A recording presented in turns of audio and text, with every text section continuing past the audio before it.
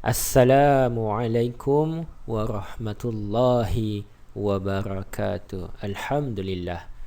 Alhamdulillah, syukur kita kepada Allah Subhanahu wa taala. Dan jangan lupa salawat dan salam ke atas junjungan besar Nabi Muhammad sallallahu alaihi wasallam. Allahumma salli ala sayyidina Muhammad wa ala alihi wa sahbihi ajma'in. Alhamdulillah. Okay, untuk kali ini kita sambung pelajaran kita sempena PKPP ini. Okey, bermakna minggu ini pada hari Rabu, esok, kalau kiranya esok lah, pada hari Rabu,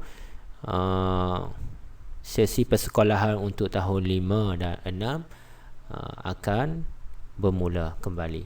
Maknanya murid kita akan datang kembali ke sekolah. Namun begitu tahap 1 termasuk dengan tahun 4 masih lagi melaksanakan pembelajaran secara online di rumah. Okey, tak ada masalah. Ustaz akan kongsi dengan kamu tajuk seterusnya dalam pendidikan Islam tahun 4 unit 2 di bawah tajuk kebijaksanaan Nabi Muhammad sallallahu alaihi wasallam.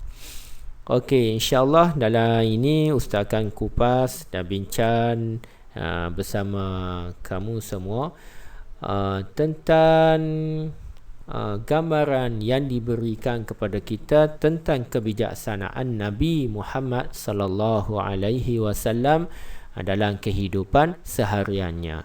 Okey, macam mana dia bermuamalah, macam mana dia berdialog, macam mana dia bergaul dalam masyarakat dan mengguna kebijaksanaan yang Allah beri kepadanya untuk mewujudkan suasana masyarakat yang harmoni, masyarakat yang saling sayang menyayangi, tolong menolong dan mentaati perintah Allah Subhanahu wa taala. Insya-Allah kita akan ke slide yang seterusnya. Okey, tengok. Okey. Apakah yang dimaksudkan dengan fatanah? Apakah yang dimaksudkan fatanah? Apa itu fatanah? Kalau kamu tengok sini ditulis itu maksud fatanah ialah bijaksana, berakal, budi dan pandai. Bijaksana, berakal, budi dan pandai. Nabi Muhammad sallallahu alaihi wasallam sentiasa menggunakan kebijaksanaan ini baginda dalam kehidupan dan dakwah. Tengok, Nabi kita tunjuk kebijaksanaannya dalam kehidupan dan dakwahnya. Sebab itu kita pun dalam kehidupan kita kena guna kebijaksanaan.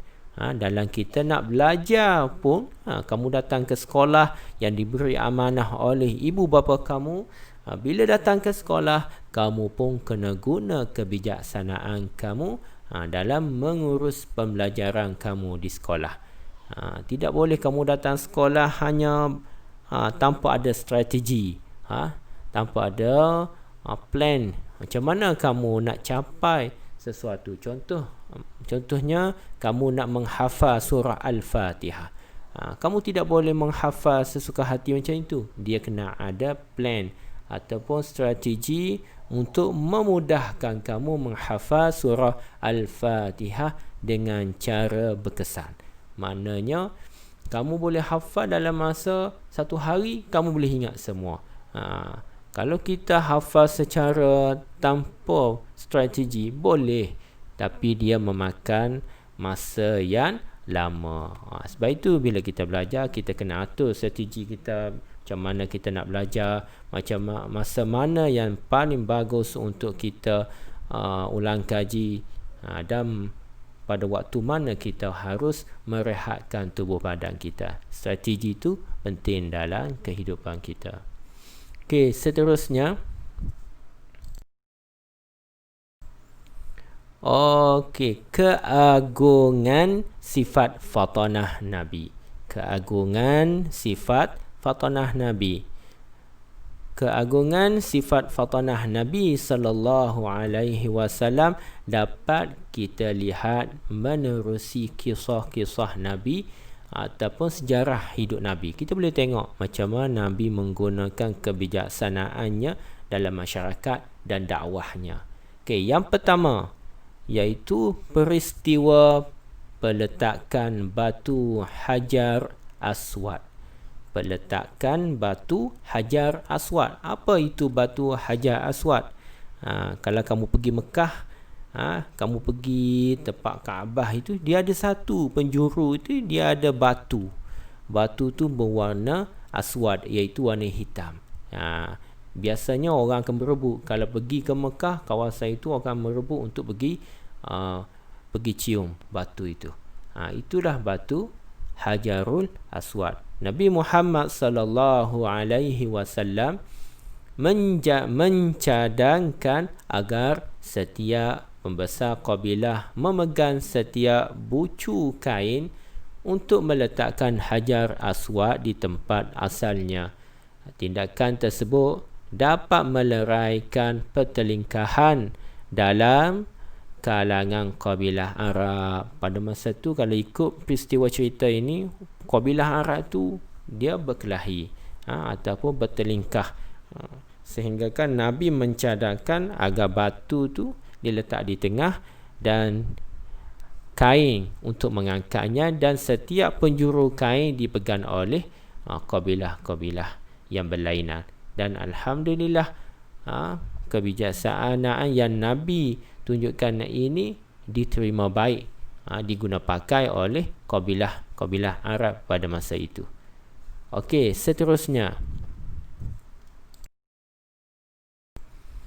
Okey, yang kedua, strategi berhijrah Nabi Muhammad sallallahu alaihi wasallam dari Mekah ke Madinah. Strategi Nabi Muhammad sallallahu alaihi wasallam tidak menggunakan jalan biasa yang digunakan oleh masyarakat Arab untuk berhijrah ke Madinah. Nabi Muhammad menggunakan jalan lain dengan bantuan Abdullah bin Uraiqit, seorang yang bukan beragama Islam. Kalau kamu tengok gambar rajah di sebelah, kalau di situ ada dua. Ada dua. Okey. Kalau kamu tengok yang warna biru dan warna kuning. Ustaz pun tak nampak. Okey, nanti kamu tengok buku teks, kamu rujuk buku teks mana jalan yang biasa diguna oleh masyarakat Arab dan jalan yang diguna oleh Nabi Muhammad. Tengok, kenapa Nabi tak menggunakan jalan biasa? Itu adalah strategi. Strategi Nabi supaya tidak dikesan oleh orang-orang Quraisy pada masa itu yang memburu Nabi untuk membunuh Nabi. Jadi Nabi menggunakan jalan lain untuk tidak dikesan oleh mereka. Tengok, itu strategi. Kalau kita pada masa itu menggunakan jalan yang sama yang dilalui oleh masyarakat Quraisy, masyarakat pada masa itu confirm akan ditahan di tepi jalan. Tak sampai ke Madinah, confirm kita akan ditahan, diugut, dibunuh dan sebagainya. Tapi Nabi, dia menggunakan kebijaksanaannya, dia menggunakan jalan yang tidak biasa digunakan oleh masyarakat Arab pada masa itu untuk ke Madinah. Okey, yang ketiga, mempersaudarakan kaum Aus dan Khazraj. Aus dan Khazraj. Setelah berhijrahnya Nabi Muhammad sallallahu alaihi wasallam, mempersaudarakan kaum Muhajirin dan Ansar. Tindakan Nabi Muhammad ini menjadikan semua kaum muslimin bersatu padu dan dikeruni oleh dia dan digeruni oleh musuh. Tengok, Nabi mempersaudarakan orang Mekah dan orang Madinah, menjadi satu identiti yang berada di Madinah, bukan orang lain-lain. Tengok, Nabi mempersaudarakan Al-Ansar dan Muhajirin. Muhajirin tu orang yang berada di Mekah, dia berhijrah ke Madinah. Ansar memang orang yang asal yang berada di Mekah, yang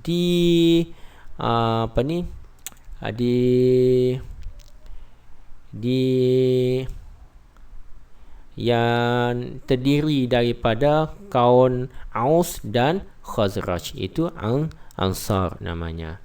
Okey, seterusnya. Okey, yang keempat, membentuk piagam Madinah. Membentuk piagam Madinah. Apabila Nabi Muhammad sallallahu alaihi wasallam sampai di Madinah, daripada Mekah dia sampai ke Madinah, Nabi mewujudkan piagam Madinah. Apa piagam? Piagam ni dia seperti surat perjanjian di antara satu pihak dengan pihak yang lain, yang mengandungi prinsip penting hubungan penduduk Madinah. Tengok, Nabi bila dia sampai, dia buat perjanjian. Perjanjian bertulis, siap ada cop dan sebagainya, dan dalam itu terkandung prinsip-prinsip penting yang berkaitan dengan perhubungan penduduk Madinah dengan Nabi Muhammad sallallahu alaihi wasallam dan kaum muslimin. Tengok, Nabi bila dia sampai, dia buat perjanjian.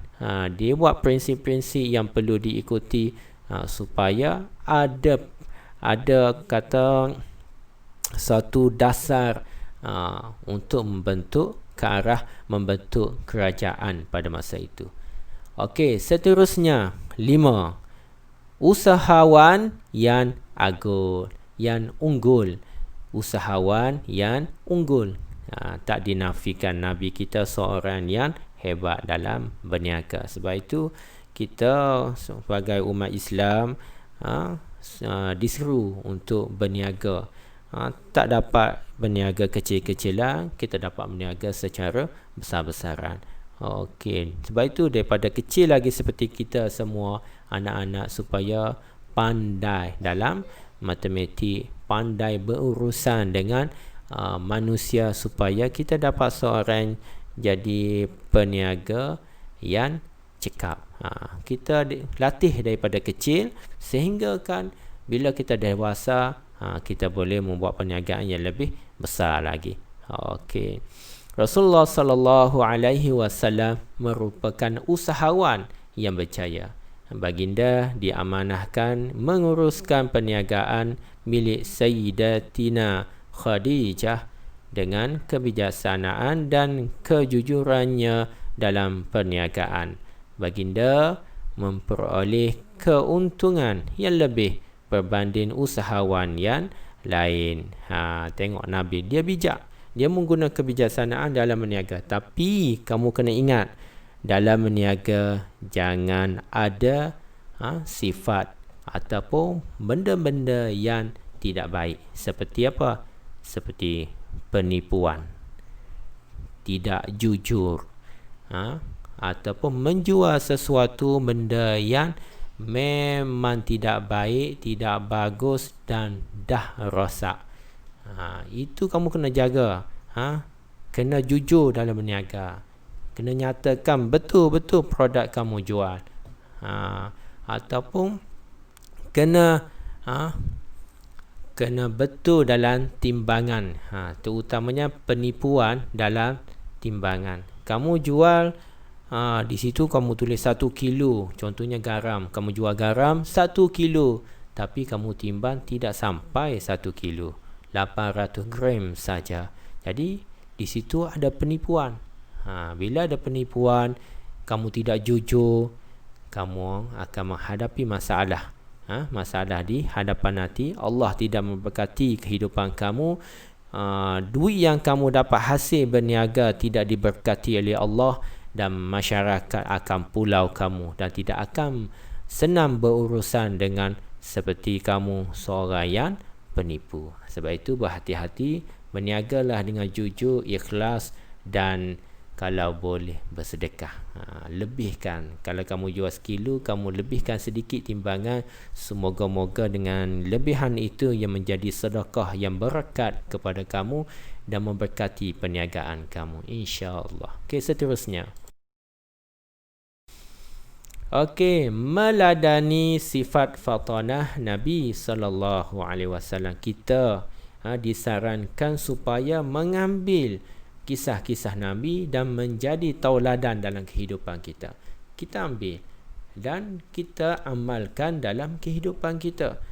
Contohnya, Nabi Muhammad sallallahu alaihi wasallam menggunakan kebijaksanaan baginda untuk meleraikan persengketaan dan menamatkan permusuhan. Rumusannya, berusaha mendamaikan persengketaan. Mendamaikan persengketaan. Tengok Nabi menggunakan kebijaksanaan supaya melerai permusuhan, pergaduhan di antara pihak-pihak tertentu dengan cara menggunakan kebijaksanaannya, seperti meletak batu hajar dengan menggunakan kain. Dan alhamdulillah, semua persengketaan itu di antara kabilah-kabilah yang ada pada masa itu dapat ditandangi, dapat dileraikan persengketaan itu. Semua berpuas hati dengan tindakan Nabi sallallahu alaihi wasallam. Tengok bijak, bukan menjadi penghasut, mengandu domba, pembakar ataupun membakar lagi suasana supaya lebih memburuk. Itu bukan kebijaksanaan. Itu dia panggil kebodohan. Jadi kamu jangan ada sifat macam tu. Latih diri supaya menjadi seorang yang bijak dalam menyelesaikan masalah dalam kehidupan kamu. Okey, seterusnya, Nabi Muhammad berdikari dan jujur dalam setiap pekerjaan yang dilakukan. Tengok Nabi kita, dia seorang yang berdikari, seorang yang jujur dalam pekerjaannya. Rumusannya, merancangkan sesuatu dengan teliti sebelum melakukan pekerjaan dan tugasan. Sebab itu kita kena berlatih diri kita bersifat, kena ada sifat rajin, kena ada sifat jujur dan berdikari kali kehidupan kita. Jangan mudah sikit-sikit ada masalah kita minta tolong dengan ibu bapa kita. Cuba kamu usaha dulu. Dalam belajar, kamu usaha dulu belajar, cari macam mana nak menyelesaikan masalah. Dan jika terakhir kamu tidak jumpa juga dengan masalah itu, untuk menyelesaikan masalah itu, barulah kamu rujuk kepada ibu bapa kamu ataupun cikgu-cikgu kamu di sekolah. Kamu latih diri kamu supaya kamu berdikari dulu. Barulah kamu minta pertolongan jika di sana tidak terdapat jalan lagi untuk kamu selesai. Kena sifat. Masa kecil macam kamu inilah, darjah 1, darjah 2 sampai darjah 6, kena ada hidup berdikari. Jangan terlalu bergantung harap kepada kedua ibu bapa kita. Kita kena tanam sifat seperti ini. Okey, seterusnya, Nabi Muhammad sallallahu alaihi wasallam mengukuhkan kesatuan kaum muslimin dan menjadikan mereka bersaudara. Rumusannya, utamakan perpaduan dan kesepakatan. Tengok Nabi ajar kita utamakan perpaduan, jangan berpecah. Bila berlaku sesuatu perkara pergaduhan, guna kebijaksanaan kita supaya menyatukan antara dua pihak. Jangan kita memecah belah atau membakar lagi, mengeruhkan lagi keadaan yang boleh menyebabkan berlakunya terputusnya hubungan di antara kawan-kawan, keluarga, masyarakat dan sebagainya. Kalau boleh kita nak merapatkan hubungan, menyatukan, terutamanya orang Islam. Kita kena bersatu padu. Jangan kamu bercerai-berai dan mengadu domba, batu api, menanam sifat-sifat kebencian di antara hati-hati orang-orang Islam. Jadilah kita seorang yang suka menyatu padukan saudara-saudara kita. Ingat tu. Kena ada sifat seperti Nabi Muhammad sallallahu alaihi wasallam. Okey, seterusnya. Okey, perkara yang boleh kita ambil teladani daripada Nabi Muhammad sallallahu alaihi wasallam, iaitu Nabi Muhammad sallallahu alaihi wasallam menetapkan peraturan agar hidup sentiasa harmoni dan teratur. Rumusannya merangka peraturan dan berusaha untuk mematuhinya. Tengok Nabi, dia buat peraturan seperti piagam. Bila sampai di Madinah, dia buat piagam Madinah yang perlu diikuti oleh orang-orang Muslim pada masa itu, sama ada orang Mekah ataupun orang Madinah. Dia buat satu peraturan yang mana perlu ikut. Sebab tu kalau kita pergi ke sekolah ada peraturan.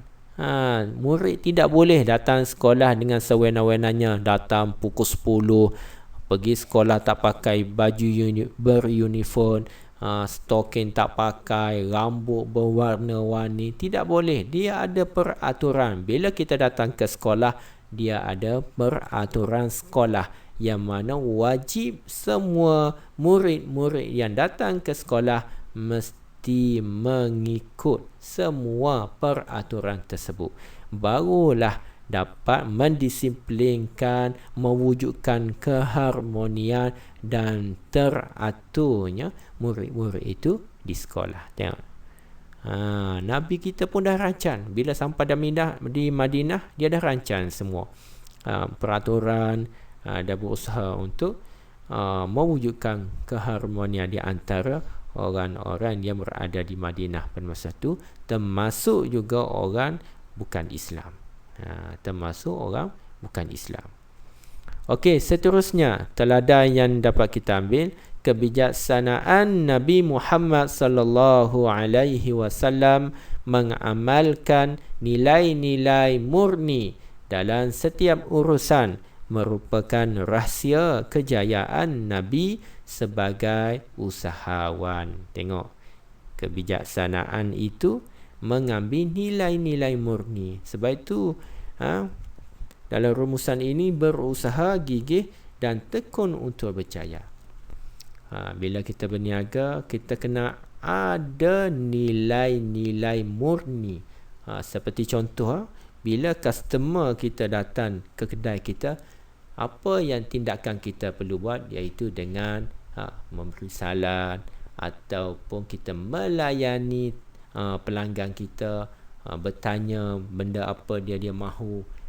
Muka tu kena sentiasa senyum, ceria. Barulah customer itu datang dalam keadaan rasa puas hati, rasa bila dah datang sekali rasa nak 2 kali datang, rasa bila nak pergi kedai lain tak mahu pergi kedai kamu kerana layanan di kedai kamu itu special, dengan senyuman kamu yang manis. Tapi kena tengok juga, kalau kamu perempuan, jangan terlalu lebih senyum kepada customer lelaki, tak bagus. Jadi benda lain pula. Tengok keadaan juga. Dan juga janganlah kamu 24 jam senyum, nanti orang kata gila. Jadi tengok keadaan juga. Yang penting kamu kena jaga hati customer kamu, dan kena gunalah benda-benda yang boleh menarik rasa memberi kepuasan kepada pelanggan, supaya bila dia datang ke kedai kamu, dia tengok bagus, dia tengok selesa, dan pada diri kamu sendiri pun ada nilai-nilai kebaikannya. Okey, sebab itu ia merupakan rahsia dalam resipi kejayaan Nabi sebagai usahawan. Itu kita kena ambil tauladan, terutamanya kalau kita seorang yang berniaga. Kena jaga customer kita. Dan kita sebagai usahawan juga kena ada sifat gigih usaha gigih. Jangan mudah putus asa. Hari pertama buka berniaga, customer tidak ada. Hari kedua tidak ada. Hari ketiga tidak ada. Terus kita down. Dan akhir sekali kita tutup kedai. Jangan. Kita kena berusaha. Terutamanya di zaman moden sekarang, kita boleh guna internet.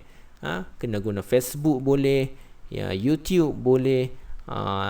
Instagram boleh. Telegram boleh. Dan mana-mana ruang saluran yang kita boleh akses dan orang lain boleh juga akses, maka di situ ada peluang untuk kita mengembangkan perniagaan kita dengan cara secara online. Mana kita ambil satu produk kita, ambil gambar, kita masukkan melalui Facebook dan sebagainya, WhatsApp ke, di situ orang boleh tengok harga sekali, gambar, barang kamu ada. InsyaAllah orang akan datang ke kedai kita. Terutamanya kamu tengok di kedai-kedai makan sekarang, banyak orang buat macam tu. Masuk gambar makanan, contoh nasi lemak. Nasi lemak viral. Dengan harga RM2. Bila di viral di grup WhatsApp, Facebook, ramai orang akan datang. Itu satu teknik yang digunakan. Sebab itu kena ada kegigihan dan tekun untuk berjaya dalam kehidupan. Terutamanya kamu sebagai seorang murid kena gigih dan tekun belajar di dalam kelas ataupun di luar kelas. Okey, setakat itu perkongsian Ustaz untuk kali ini di bawah tajuk kebijaksanaan Nabi Muhammad sallallahu alaihi wasallam kadang kehidupan kita, dan semua ini kita boleh ambil tauladan, menjadi tauladan untuk kita dalam kehidupan kita, supaya kita latih diri kita menjadi seorang yang bijaksana. Latih diri kita menjadi seorang bijaksana dan boleh menyumbang kebaikan untuk diri kita, keluarga kita, masyarakat dan negara kita. Yang paling penting pada agama kita. Bila kita tinggal benda yang baik, insya-Allah bila kamu mati sekalipun, kebaikan yang orang buat daripada hasil yang kamu tunjuk, insya-Allah yang menjadi pahala. Pahala walaupun kamu dah mati. Sebab itu benda-benda yang baik kita buat, selagi mana dia diamalkan, dia memberi manfaat kepada orang lain, walaupun kamu dah meninggal dunia bertahun-tahun, insya-Allah kamu tetap akan dapat merasa kebahagiaan itu. InsyaAllah untuk kali ini perkongsian Ustaz mudah-mudahan dapat memberi kemudahan kepada kamu untuk terus belajar dan bersemangat dalam pembelajaran kamu di sekolah. InsyaAllah satu hari nanti kita akan semua ke sekolah selepas COVID-19 ini reda ataupun hilang di dunia ini. Moga-moga Allah mengangkat semua penyakit-penyakit wabak seperti ini dan memberi kita kesihatan dan dalam melakukan kebaikan di dunia dan di akhirat. Okey, jangan lupa untuk berkongsi bahan-bahan Ustaz. Boleh kamu ke channel Ustaz Amal Khairu, dan jangan lupa mohon support daripada kamu semua, termasuk cikgu-cikgu yang share video ini dengan cara like, komen dan subscribe. Moga-moga diberkati usaha ini untuk diri saya juga dan juga untuk kamu semua, insya-Allah. Assalamualaikum warahmatullahi wabarakatuh.